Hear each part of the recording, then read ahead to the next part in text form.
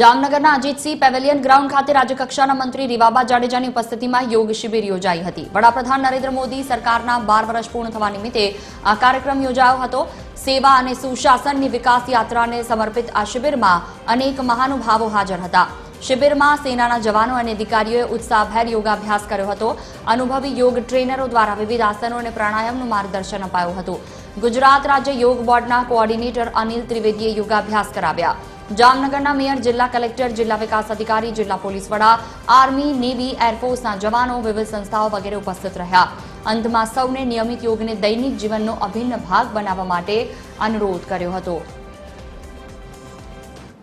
ગુજરાત યોગ બોર્ડ દ્વારા અલગ અલગ 12 જિલ્લાઓમાં અલગ અલગ થીમ સાથે પ્રી યોગનું આયોજન કરવામાં આવેલું હતું, જેમાં જામનગરમાં સૈનિકો સાથે, દેશના જવાનો સાથે યોગના એક કાર્યક્રમનું ખૂબ સુંદર આયોજન કરવામાં આવ્યું, જેમાં ગુજરાત યોગ બોર્ડની તેમજ જિલ્લા વહીવટી પ્રશાસન તેમજ ડિફેન્સ સર્વિસીસની ત્રણેય પાંખો, એરફોર્સ, નેવી અને આર્મીના જવાનો સાથે તેમજ પોલીસ ડિપાર્ટમેન્ટના જવાનો સાથે આજે યોગ કરવાનો અવસર પ્રાપ્ત થયો। ત્યારે આ તકે હું યોગ બોર્ડ તેમજ જિલ્લા વહીવટી પ્રશાસન તંત્રનો ખૂબ હૃદયપૂર્વકનો આભાર માનું